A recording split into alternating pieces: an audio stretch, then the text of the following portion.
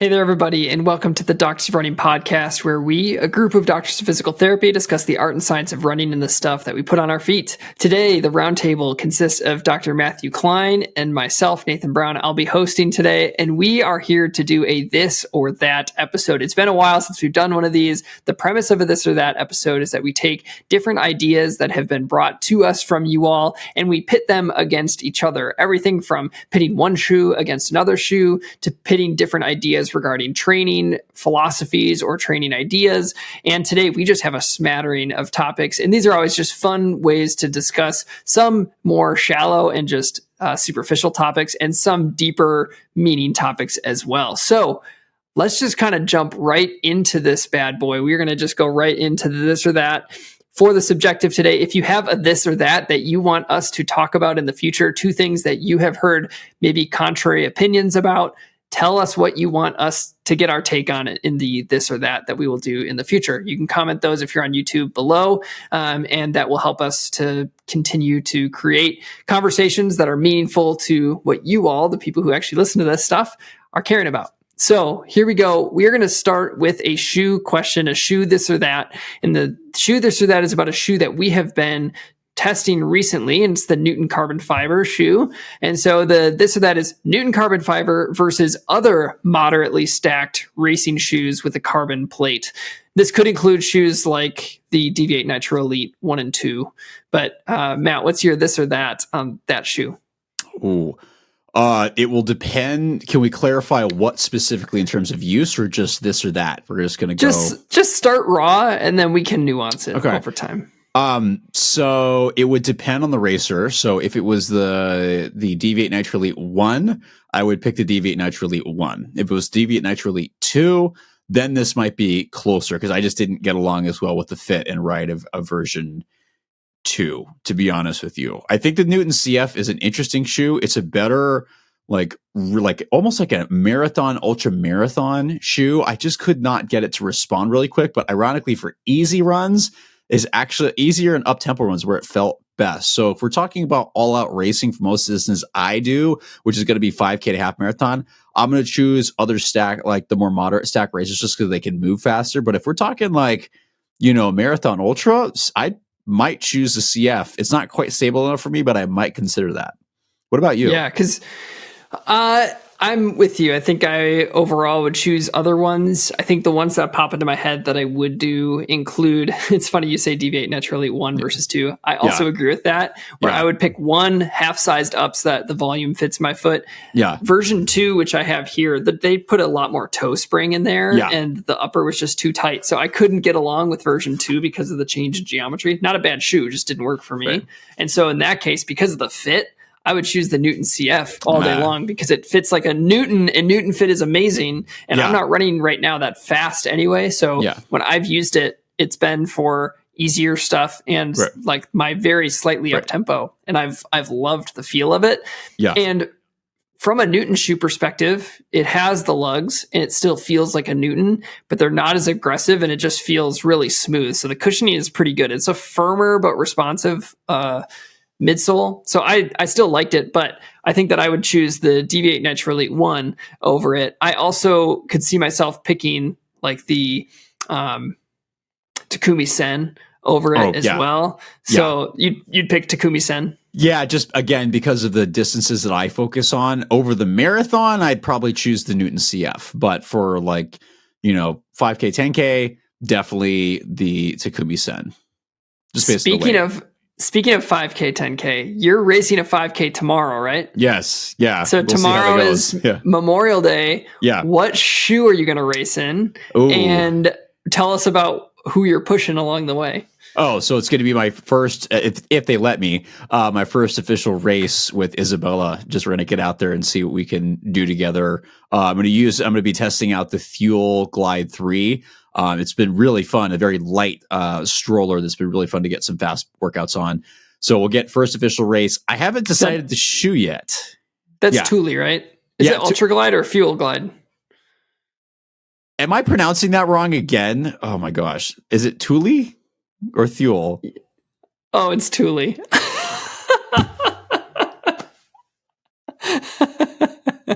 So you're going to use I'm going to use the thing I can't pronounce correctly. I'm going to use the Thule, the Glide. Is it Ultra Glide? I should know. 3. I've almost got 100 miles on it. Yeah. So you're racing in that tomorrow. Yeah, I'll be racing that with Isabella tomorrow. Hilarious. I at least know that. I don't know how to pronounce it, but I know what it is. The shoe choice, I don't know. I actually was considering using the Alpha Fly to compare it to the Metaspeed Edge Paris, but I just found I stand by the statement that Dave and I talked about, where I just can't get into like a 5K, 10K rhythm with the Alpha Fly 3. So I'm right now going between the Edge Paris, which is my tried and true shoe that I have over 100 miles on. I'm actually trying to figure out, do I want to test the Sky Paris in a race effort and see how it does for 5K, but I haven't decided yet. It might be a last minute decision. Cool. So we'll have to see. We'll have to see how it shakes out. Yeah.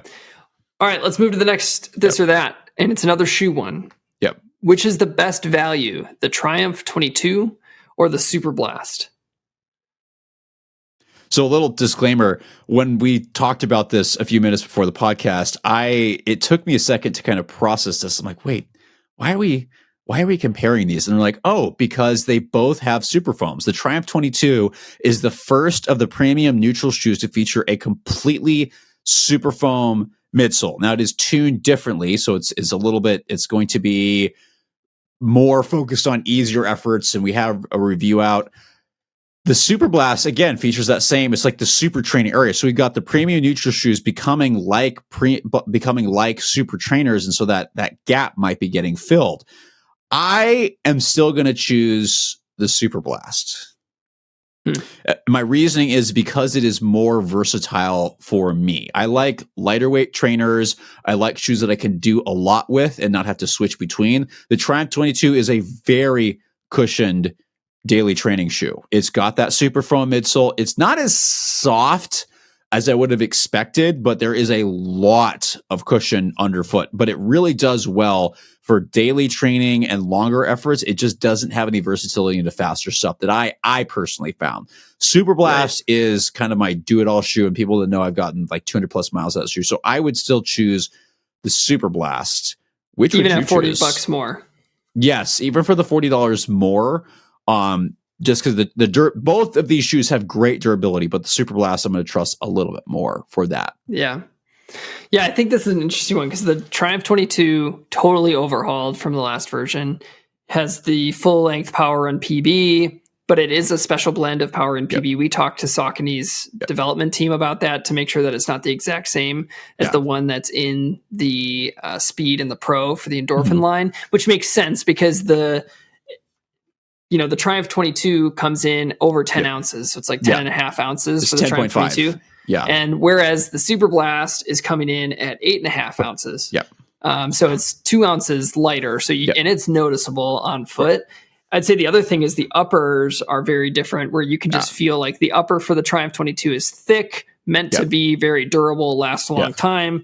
Not to say the Superblast isn't durable upper, but it's thin, lightweight. So they are tuned very differently, but they do both have a very thick sole. I think the $40 difference is where that value question comes in. Oh, yeah. Where it's I'm still going to go Superblast. I think for myself, I would go Triumph 22 for value for the running that I'm doing right now. Like I like the Triumph 22 at easier mile pace right now than the Superblast. I think the Superblast's base is wide enough where it gets a little bit clunky for me, especially when I'm running slower and not like getting up over the heel a little bit. But they're similar construction wise. Like they both have a very wide heel, very wide midfoot, very wide forefoot. The Triumph 22 has 40 millimeters in the heel. The Superblast like 45 millimeters, 45 and a half. So they're pretty similar in terms of their total stack. The 22 Triumph is 10 millimeter drop, whereas the Superblast is lower than that. Yeah.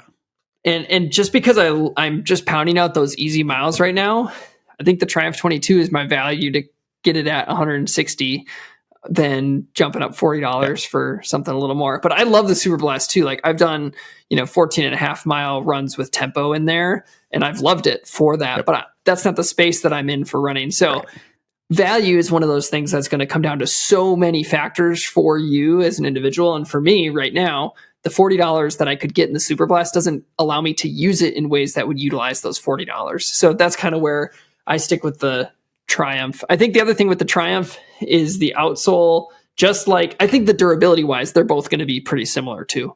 So it's not like you're going to like wear out the Triumph just because it's $40 cheaper. In fact, it might last longer. Not sure yet. There's still to be determined. I have like 50 miles on my Triumphs, and I'm going to keep trying to work my way up on those miles for a long-term review.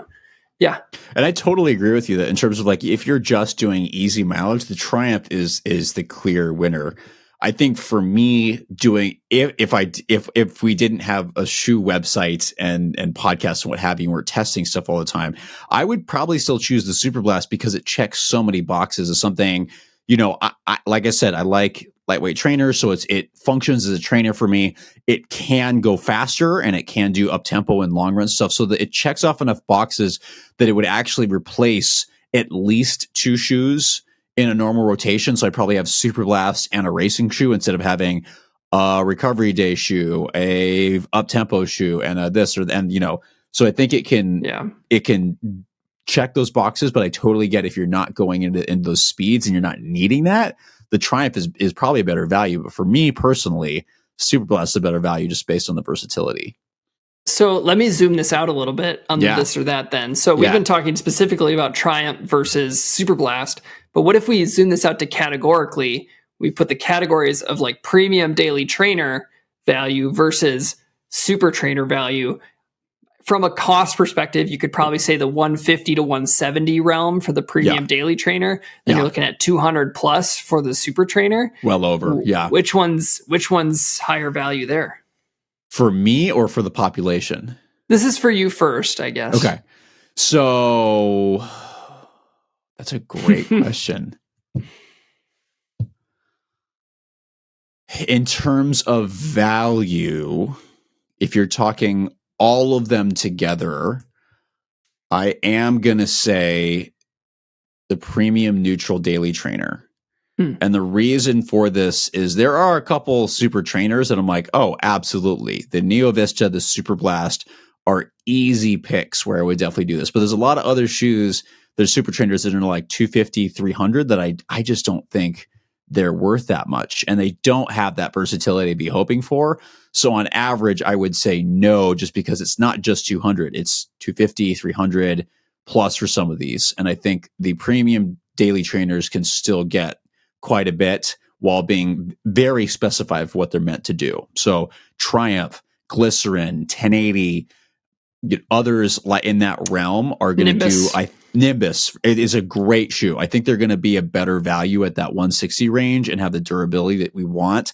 Whereas I think the super trainers, a lot of them are still a little overpriced for what you get. But that's my opinion. Not all of them, but several of them. Yeah, I'm with you. I think that the $50 to $80 difference is big enough where I don't think you get that much. I'd rather take the value and put that extra $50, $60 towards a shoe that's going to be very distinct, right, and race in versus something that might not give you the mileage that a premium daily trainer could do. But there's some premium daily trainers that I don't like because they're too puffy. They're too stuffed up with on the upper and too cushioned on the midsole. But so it's hard to answer that categorically. But I think that there's very real considerations there. There's real. All right, I'm gonna actually put you on the spot here. This is not one that's on our list. Fine. So last week you recorded the episode with Mizuno. If you haven't listened to it, I want you to jump back.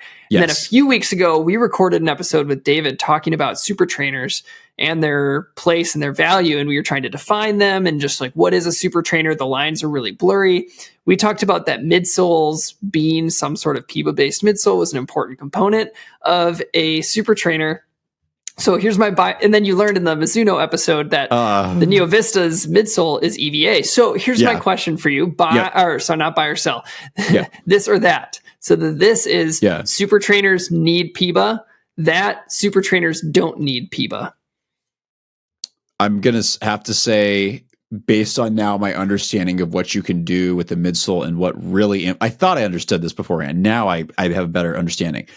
I will have to go with Supertrainers do not have to have a PEBA-based midsole. And I think what I learned from Mizuno, and especially the stuff I learned off camera, is there's so much more you can do with how a shoe feels underfoot when you really look at how the different factors are interacting in terms of the combination of not just a plate for stiffness, but modifying a plate so it actually adds to a cushion feel, modifying the foam so you really blow it up so it works with the plate, making sure the geometry is working with everything working together. I now am convinced you don't necessarily need to have PEBA, but I think Mizuno has been sitting quietly in the back, working hard enough to go, you actually can do this. So I do think the resiliency of the foam or of the underfoot feel is still a really important factor. You put a dead foam in there, I don't think it counts. But it just made that equation more complex. But yeah, I'm going to sit confidently now knowing what I know, that it does not have to have that. Not a complete prerequisite. No, now it screws up everything I thought, so I have to go back to the drawing board. Don't you love that we get to change our minds because we can learn new information and grow and change our understanding? Yeah, watch that episode as you see my mind getting blown during it. And like, instead of contributing, I'm just sitting there like with my mouth hanging open like, It's amazing. All right, so let's move on to our next this or that, and we're sticking with the Triumph 22. So now it's the Triumph 22 versus the Triumph 21, which is a huge change in the update. They went from Power One Plus, which has been around for many, many editions of the Triumph, and now you're coming in with that new blend of Power One PB. Yep. This or that? So let me give a caveat first before my answer is I like what they did with the Triumph 22. It appropriately distinguishes it from the Ride, which the base, they are like the Ride 21 or the Triumph 21 and the recent Ride are like almost the same shoe with like slight geometry changes. Like the weight was almost exactly the same. They're both Power One Plus. I was like, what's really the difference? The upgrade to the 22 the Triumph 22 really makes it a premium neutral daily trainer. It brings it back. That said, I really enjoyed the Triumph 21. It's got the durability. It had that snap. I did workouts in it. So my bias, being someone who likes a snappier shoe that can do more, is going to be the Triumph 21, although I very much appreciate what was done with the Triumph 22. Funny.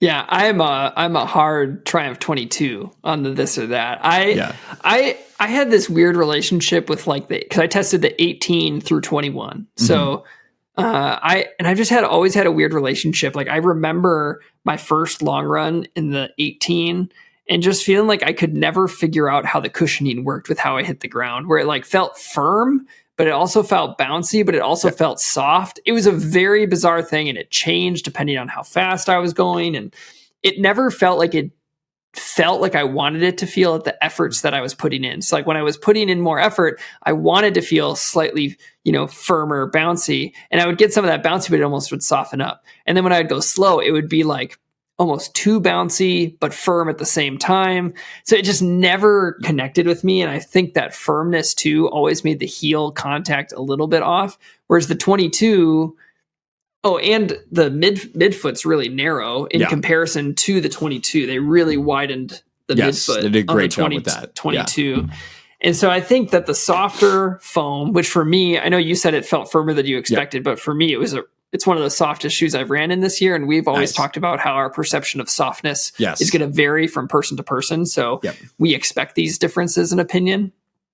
But this has been one of the softest shoes that I've ran in this year, especially the first step in feel. They really have a soft footbed in there. And I think that softer nature and just how the cushioning works, I can really settle in to just cruise pace and easy pace and recovery pace. And I feel like it does what it's supposed to do as a premium daily trainer. I don't feel like I'm fighting with the foam at all. So I'm a big fan of this update. I think that the wider midfoot levels out some of that softness in terms of stability. So I've been a really big fan of this shoe. I plan to put more miles on it. The one thing that people continually ask is, we know, at least we think we know, that the endorphin shift is no longer. They're not going to be updating that shoe. And people are like, well, what's my replacement? And I don't think the Triumph 22 is your replacement. It's much softer than the Shift was, and it doesn't operate as much on that rocker as the Shift did. The Shift was so rigid through that forefoot and had a pretty notable rocker. And the Triumph 22, though it has some of a rocker, that's not how the shoe runs. And in the clinical situations that I would recommend it, it was for people who had limitations in dorsiflexion or in the first toe extension. And so this does not fit that bill. There's going to have to be, I'd say the thing that's closer to it is the Kinvara Pro from a rocker and stiffness perspective, but it has too much toe spring as compared to the Shift. So this isn't it yet. And I don't know if there's going to be something coming down the pipeline that really, takes over, but we'll find out. We'll find out. I don't think we can. We have some suspicions, but we'll have to wait for Andrew and Corey to tell us. Absolutely. All right. So are you ready to go on to the next question here? I am. Yes. We are moving away from specific shoes, but this one is this or that: supportive insoles or stability shoes. I'm a hard person, a hard yes on stability shoes versus supportive insoles. There is some bias here, and hopefully I don't insult anyone. Coming from the running store world, there's companies out there that will try to upsell and add a arch support in with another shoe. I understand some of that is sometimes the fit and ride of a shoe might work better with a little more stability. If it's like a neutral shoe, I totally get it. Sometimes it is also to upsell things, and I don't understand why you wouldn't just get a stability shoe that has that in there that was designed with that in mind, right? And I get, by the way, if you have a specific prescribed orthotic that you need, that's where, makes sense, right? Then you might need something a little bit more specific for some unique mechanics, because stability shoes are typically made for the masses, which might work for certain people, versus you might need something a little bit more specific. Most over-the-counter insoles are based on the same thing. They're just general. They're thrown out there and you hope it works for you. So if you take that insole and you put it in a shoe, there's a couple of shoes that are actually made for this. Majority are really not tested with this in mind. So you don't know how this is going to interact. Now, if you've always run with an insole and a shoe and you're just used to that, awesome. But if you're not, and you're looking do I need something like that? I'd rather get a stability shoe than a neutral shoe plus the extra $40-$60 on top of that, just to see, because you don't really know as you go to your next shoe what might work or how that might interact. So I am personally of the, hey, just do a stability shoe.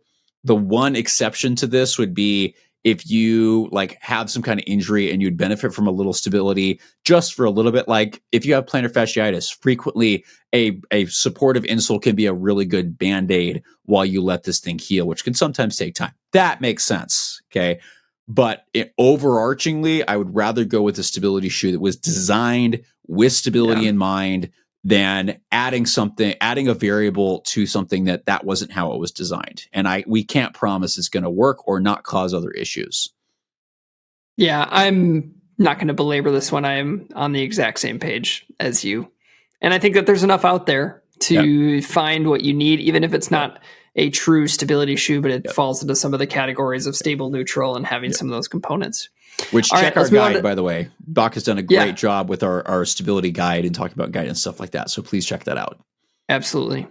All right, our next one moves away from shoes a little bit. Yeah. For other types of exercise, Elliptigo or cycling? I gotta say that I just passed on my Elliptigo to David this morning because my wife and I were going to be, and Isabella are going to be moving. Can't say where yet. But the Elliptigo has been a phenomenal tool. I will probably buy another one in the future when we finally settle down. But David and his wife, Amber, needed a little bit more than I do, and we'll give it more use.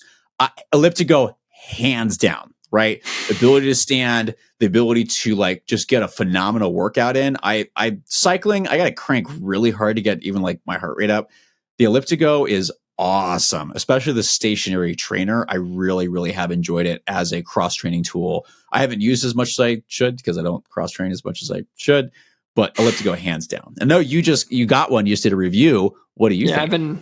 I'm hands down Elliptigo too. Yeah. And this is one of those things that's so, biased. Like Andrea would Yeah. tell us cycling, no doubt, right? And sorry, Andrea, but cycling is the worst. We don't know that. Has she tried an Elliptigo? I'd be really curious for her to. That's true. Maybe she just Yeah. hasn't experienced the light. No. Yeah. But, so I say that as somebody who's been able to test one from a company that sent it to me to review it.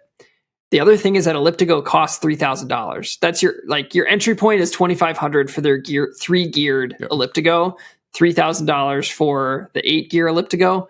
You can get a bike for much, much, much, much more affordable prices than that. And so that's where I think, like, if I was pushed against a wall and I had to make a purchase, I would buy a bike and I would go get it fitted well for myself. And the reason why is because I don't use it a lot anyway. I would rather run, and I only revert to the Elliptigo or a cycle for the most part when I'm hurt. Now the Elliptigo, because I can get my heart rate up, I have used it to increase my mileage as I've been coming back from my foot injury, in addition to just when I can't run. So it's been a really nice alternative tool, and I use it riding around like our neighborhood with our kids and stuff. And I might get weird looks because the Elliptigo does look distinct, but I would choose the Elliptigo hands down if money was not a factor. If money came in to be a decision, part of the decision, I would probably go with a bike and then work with Andrea to get it fit well so that I don't have as many problems, because biking is bothersome for me and has been for a long time, mainly because of my hip pathologies that I've talked about on the podcast previously. So go ahead. I would still choose the Elliptigo even as a backup tool, because you're going to get, I think you're going to get your money's worth out of it. Now, again, my Elliptigo came over 10 years ago from winning it at my first PT conference. So again, I guess there's some bias. I didn't pay for it, but you can also get bikes that are way more expensive. Oh yeah, no doubt. And in terms of the ability, that's very true. When I'm hurt, for me, it's worth a little, couple extra dollars knowing I have something there consistently that I really enjoy and can trust, can ease myself, and still get a good workout if an injury happening. So that kind of like that confidence is something that I like, just because you get to stand up still. You don't have to worry as much about hip pathology because you're not in as deep a hip flexion, and your heart rate, that thing will work you. It does. It's so fun too. Like it is. I do not have fun biking. I have fun on the Elliptigo, which is weird to say, but I do. Yeah. I definitely, when I got hurt this last time with my toe, I definitely overtrained. Like I'd get on there twice a day and do intervals, and I would just be wrecked. And I was like, I got to back off with cross training because I'm exhausted. Yeah, sorry. Awesome. All right. So next to this or that, this would be a handheld water bottle while you run, and that is a hydration vest. So water bottle, hydration vest. I get biased. The water bottle I like better. I know you can carry more with the vest. I just don't like anything on me. So, and especially for the distances I do, I'd rather have the water bottle, and I'm also used to a bottle more. Mm-hmm. I'm hydration vest. Even when I don't need it, I like ran with my bottle the other day. I was just out for an hour, but I had a bottle with me, and I was running. I'm like, I wish I just had my vest on here. And I think it's, again, the optics of like, you're going for a run for an hour. You don't need a hydration vest. You're not doing an ultra marathon, but it's just for me. My two favorites is the Nathan Pinnacle vest that I have. I've used that thing a ton. I actually gave it to no bias because of the brand. It actually looks weird because it has my name down the back. It's super weird. But I actually gave it to my friend who's an ultra runner, and I miss it because it's a really great vest. So he has been using it and uses it regularly, and he's got 100K coming up. Nice. And then the other one that I've been using is a Camelback one that I've been running with. It's just comfortable. But again, when I have them sitting on my torso, I actually feel it like it's less abrasive than it is when I'm carrying a full water bottle that's sloshing around. So I like the soft flasks because they don't have any slosh in them. Slosh? Is that the right word? I think so. Sloshing around? Is that the word? Yeah. Whereas I feel like the bottle, asymmetrical, it's got a little bit of that gurgling of the water. I don't know. That's fair. That's my preference, but I get it. That's where I go. And I'm okay if I'm not even going on that long of a run and just clicking it on and heading out the door. All right, back to shoes. Mach 6 versus Topo Cyclone 2. Oh, dude.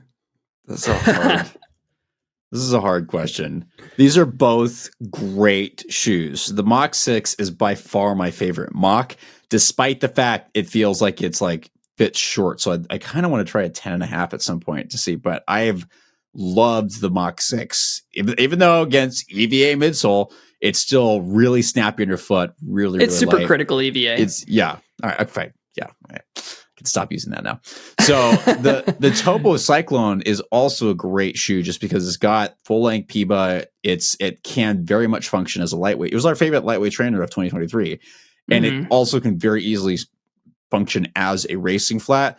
I am going to have to give the nod to the Topo Cyclone 2 because of the toe box. That's something that is really important to me. The Mach, I really like it. It's just that short fit. Even though I've done a 15-mile long run in that shoe and it didn't bug me too much, I'm going to have to go with Topo because of the toe box and the way it's set up. I can hear you there. I picked the Mach 6 for myself. I agree with you. It's my favorite Mach to date.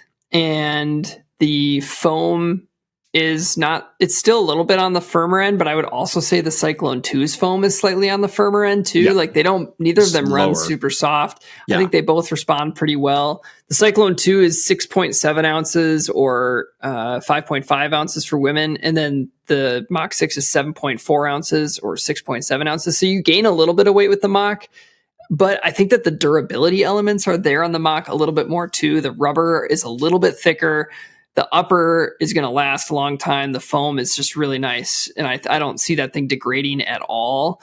I've just been a big fan. The one thing I agree with you, when I first put on the Mach, and I've been very sensitive to size, I was like, the volume in this Mach 6 is unnecessarily low. It did feel like it opened up over the first run.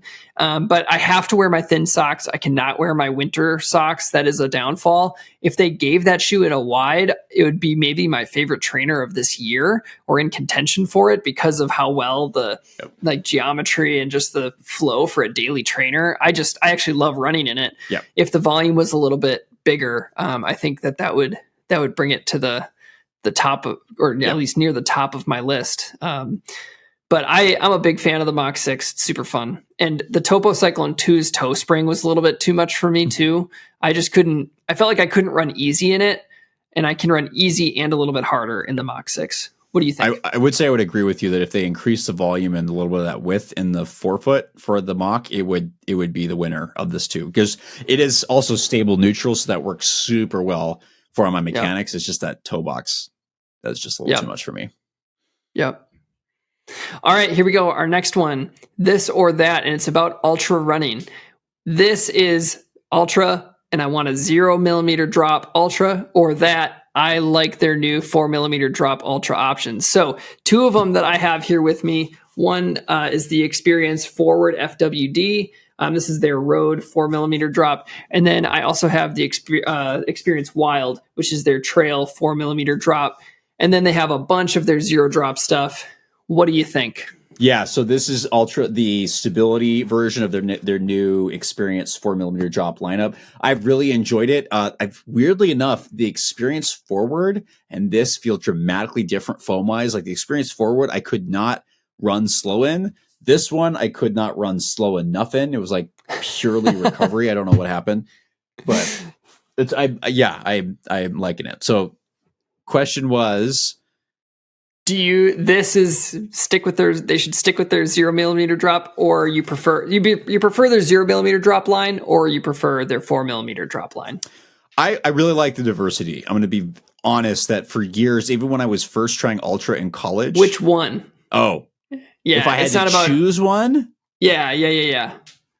So the question was, so are we saying with what they have now, or like, let's say they take the Vanish Carbon 2 and do a 4 millimeter drop version of that? Nope, with what they have.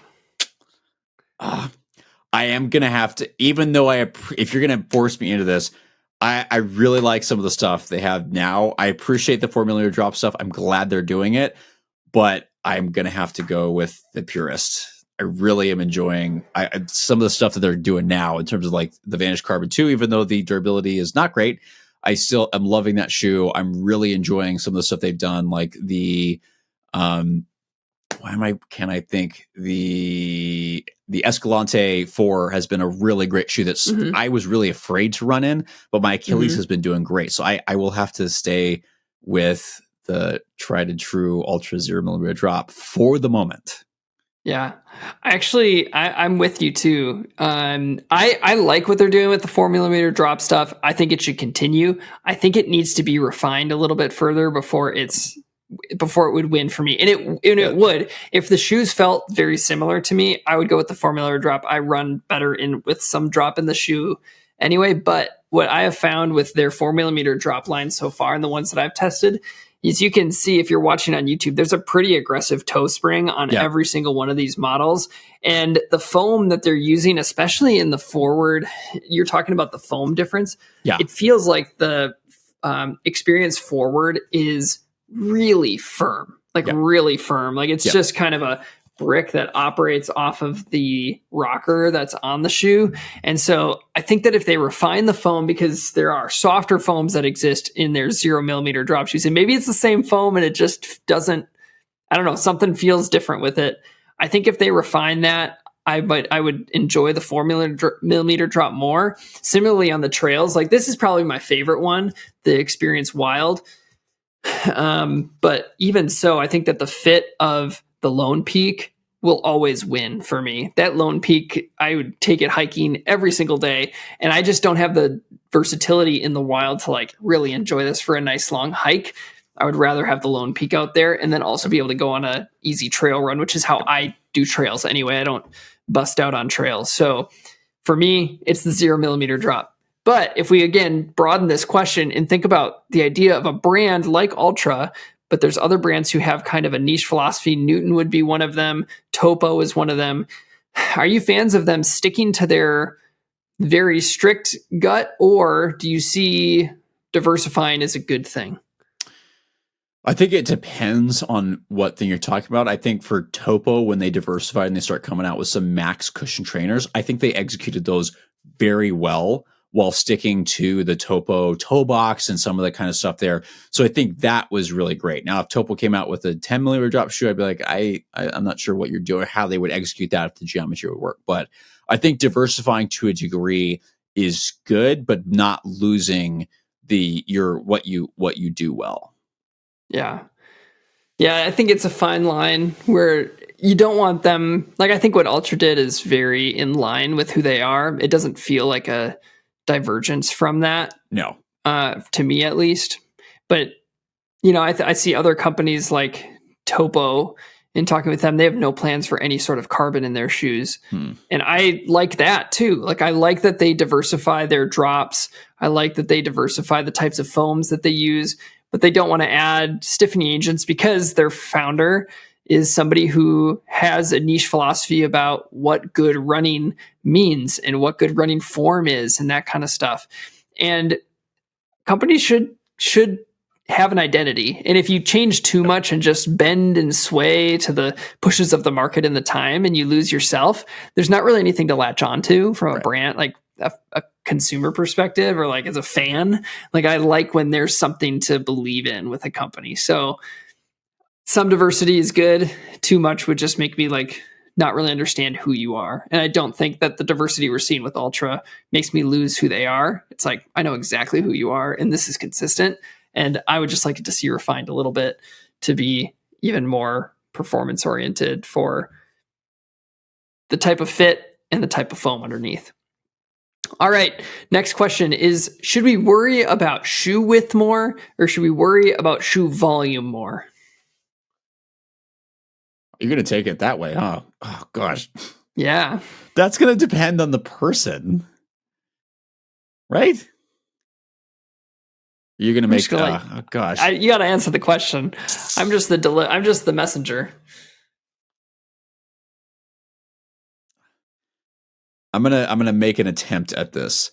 I think the more I've learned, the more I'd pay a little bit more attention to volume, because when you have a little extra volume, you can actually get a little bit more width from that, because volume is thinking about not, because width is very, singular plane. Volume starts adding everything in there, and not everybody has the same shaped feet in terms of all the different planes, and not just how wide something is.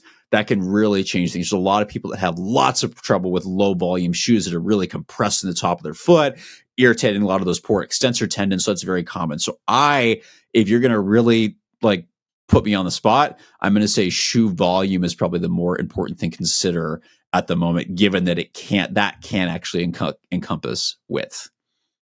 Yeah, I think I'm with you. I'd say shoe volume for sure.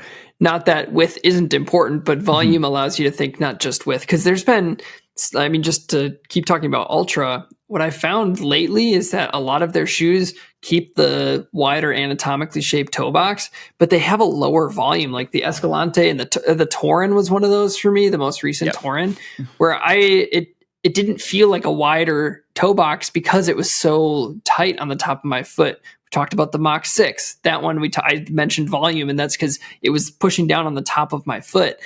I think that it's important that if you have width, great. But if you have a taller foot or any more girth in your foot, it's not going to be comfortable no matter how wide you make it if it's going to be pushing down on the top. So I'm a big fan of considering all three components of the amount of room in the toe box, being the width, the height, and the length. I think that volume is a really helpful component. But obviously, if you just take that the other way and say, hey, we'll make it super skinny, but we'll make it so tall so we have this huge volume, obviously that's not how feet work. So we don't want to do that either. No. I will also say, just to add on to this, is that, again, that can make or break shoes, even the ones that are anatomic, where if it is the low enough volume, you can have the widest toe box, but it's going to feel tapered. And I've had that happen with several shoes recently. Like the Escalante is a great shoe. It fits almost like a sneaker because it's got a much lower volume, just like you were talking about. The 880 from New Balance, even though it looks like, and it should feel like it has a wide toe box, it actually, because the volume is so low, it actually fits more tapered and not narrow, but just kind of more snug than I would expect based on the look and how my foot should be fitting in the shoe. So the same is true for New Balance's trail models that I've tested recently. So the new Hero shoe and the SC Trail, those two have such a low volume that the toe guard hits my toes, and it's like this. I can't run in this. So I think that's, again, volume matters, because if they just increased the vamp or the height of the shoe, it would be way more runnable and much more room for the feet. So, all right, here's the next one. Would you rather this or that?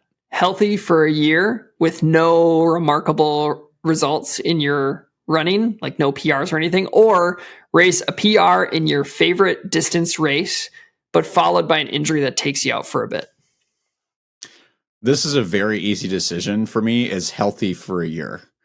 I think the injury and getting knocked out of the sport isn't worth it to me when it comes. I mean, my whole PhD is looking at like longevity, right? And like, how do we keep moving? So I'm going to choose the healthy for a year. Just that consistency does a lot of good. Yeah, I'm obviously the healthy for a year, because this situation happened to me. Last year where I raced a PR and then I got hurt for a long time, it turned out. So it's a no-brainer for me. Even if I had the worst races of my life and I could keep running and keep training, it's all about process. I'm a big component of thinking about the process of anything. Like with PT students, it's the process of learning and developing into the physical therapist you want to be. As runners, it's the process of becoming the runner we want to be. It's not about race day. With any of the athletes that I coach, we got to work away from like results-oriented motivation, because can't guarantee results. We can only guarantee what we do in the moment. So I'm and you can't even guarantee that. Way less is guaranteed than we think, but process over results for me. Who put that question in there? Who put that question in there? I don't know. It hit me close to home.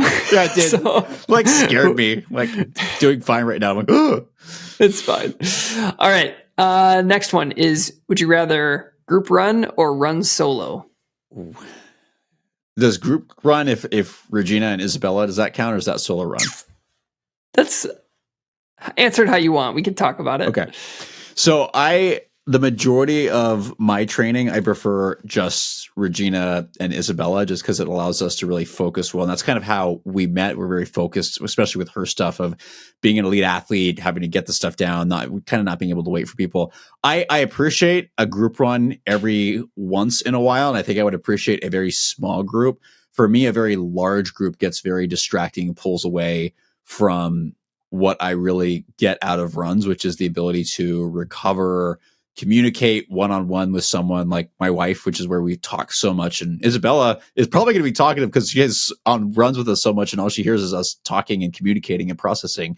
It's a very important part of a relationship. So I think it's kind of hard to let other people in that too much, just because that's really important to us. But I can appreciate a group one every once in a while. But I'm going to have to go for the majority of the runs, the solo Regina, Isabella, and I. Cool. Not saying I won't run with anybody, just kind of the preference.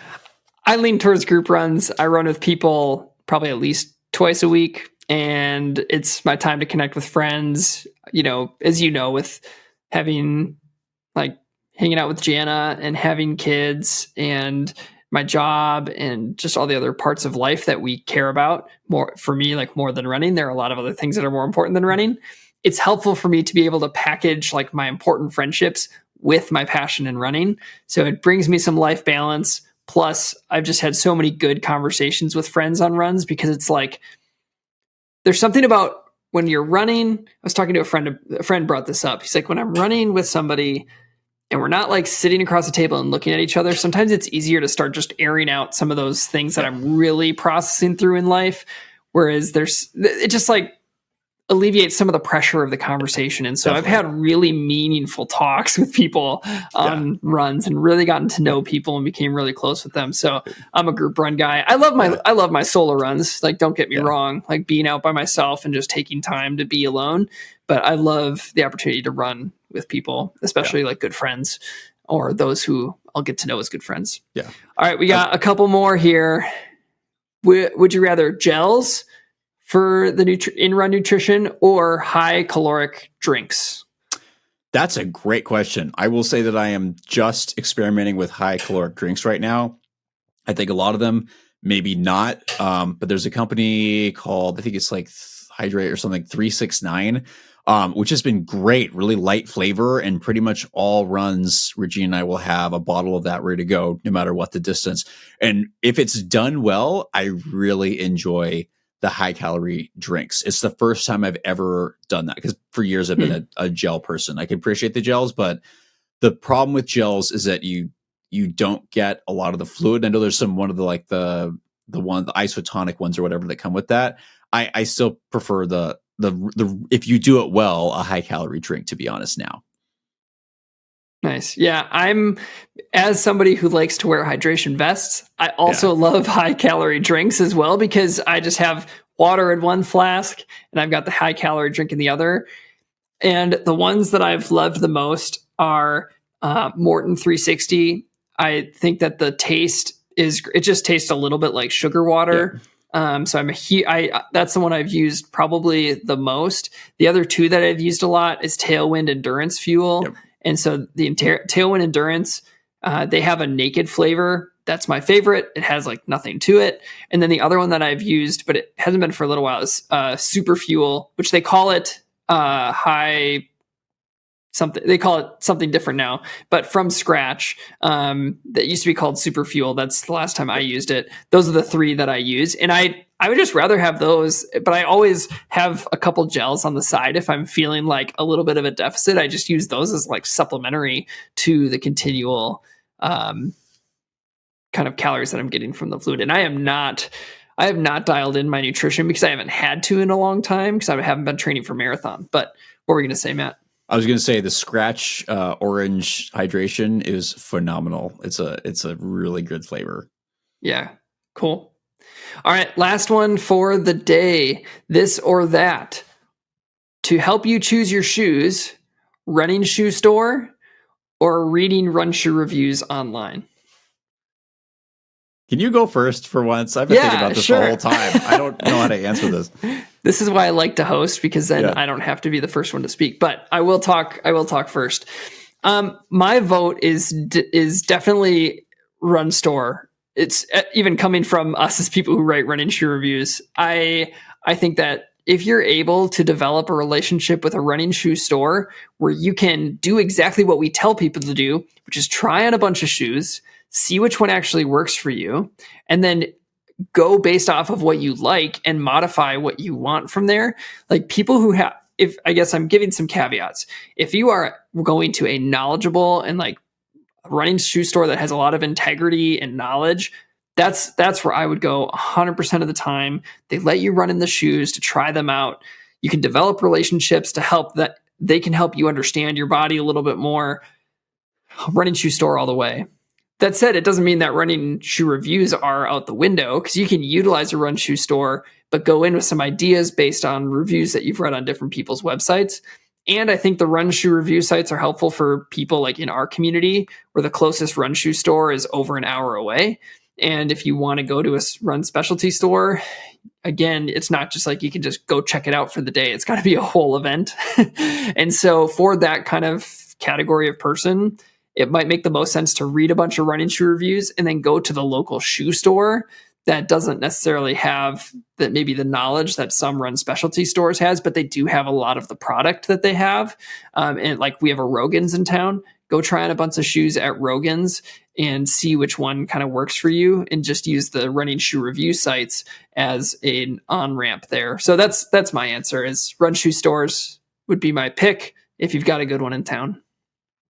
I would definitely agree with you that if it's a good one with good knowledgeable people that really take the time to understand you and know their footwear stuff, I would very much prefer running stores, and you'd be able to go there in person to try stuff on, because no matter what, like, and I say this as the two of us and our entire team has a running shoe website. The goal of this website isn't to sell you a shoe. It's to help you learn what works best for you and hopefully help you make better decisions so that you don't get injured, you can enjoy running and really not have to think about this as much. So the best place to do that, we know this from the evidence, is you're not going to know what shoe really fits you until you get it on your feet. And you can't really do that outside of a lot of run shoe stores. So if you can go in and help someone guide you, great. So I think a lot of people that are new to running, run shoe store, hands down. If you don't have a lot of experience trying different running shoes, you should go to a run store, or at least the closest store you can, to try to get some idea, like even getting your feet in there. Once you're more experienced, and maybe if a store isn't close to you and you know who has similar opinions to you, or like who has a similar foot or mechanics to you, then I might say run shoe reviews. But because there's a degree of separation there, I'm going to agree that I think a good, assuming they're not trying to sell you something, they're trying to give you an experience and have you get you in a good shoe, right? Mm-hmm. It's going to be a different opinion if they're trying to upsell you, add a bunch of unnecessary stuff on there and like get you into shoe just because they're trying to get it out the door. That's a different story. But if you have a good, trustworthy run store place, I would hands down do that. Suggest that one. And, I love the opportunity. Like I was at Blue Ox Running Company in Eau Claire, Wisconsin this weekend or on Friday. And I got to meet the owners, and they were just really, and I was just there meeting a friend for lunch. And then I was like, I know there's a running store here. And I had a friend who runs here with me now who used to work there. So I just wanted to see the store, and they were just really good people. And that's the other fun part about local running stores, is like you get to like be part of that impact on your community. Obviously the downfall is like they can't offer some of these crazy discounts you can find on some websites sometimes. And that's a real decision that, you have to make in terms of where you're at and what you can afford and all that kind of stuff. But if you're in a place that you can afford to support the running store, they bring a lot of knowledge, and usually running stores bring community to a place. They like create a culture for runners of all, like Blue Ox has a running club for people of any sort of, skill level. They have a bunch of walkers who join their club and everything. So I'm a big fan of supporting running shoe stores in any way that you can. And now I just have to try to convince someone to open one in Stevens Point. So come on over. We have lots of runners here. But I know that's probably not as easy of a task as it is, but I have so many visions. I'm a dreamer. So I have this dream for a running shoe store that exists that also kind of has a PT room that any PT could just use at any time. They could rent out the space and just treat runners through it. There's probably some form of a model that would help offset the cost for the space and the inventory that you have to have. I would love to find a creative solution to getting a running shoe store to a smaller community that might not have the volume to support that sort of industry, because we're only a town of, 20 to 30,000 people around here. So, and then there's, half hour any direction before you reach the next town, and the next town will be smaller than this one. So, well, except for Wausau, it's a little bit bigger. Right. Anyway, thank you all for joining for this. Oh, you have one more thing? I just want to shout out the cost question is definitely, it's going to depend on who you are, and not everybody has the financial means. I used to work at Foot Traffic, in Portland, Oregon. And then just recently when I was visiting Oregon, stopped by a Portland running company to get a pair of Coros, to get a new Coros because my old one was dying, and decided, you know what, I could, go through the hassle of seeing if Nathan might be able to get me one, or that might not happen. So, I'm just going to go, splurge and spend this. And I got recognized at the store actually by several PT students who were working there. It was so cool. I didn't know, they kind of looking at me and they're like, "Hey, are you Matt?" I'm like, "Yeah." It was a huge honor to get recognized and to have them tell me that they appreciate the stuff. And they were going and presenting at the Oregon Physical Therapy Association on footwear. So you do build a lot of relationships, and it was very cool. And I watched their talk, or heard, I didn't watch it, but I looked through and saw some of the transcript stuff on it. And it was really cool. I want to say good job. You guys know who you are, and you did awesome. So it was really cool. So relationships are important, and I will acknowledge that you can't quite get that with, it's not the same with online run shoe reviewers as it is in person. Get to know the person from your community who knows what they're doing and trying to contribute. So shout out. Yeah.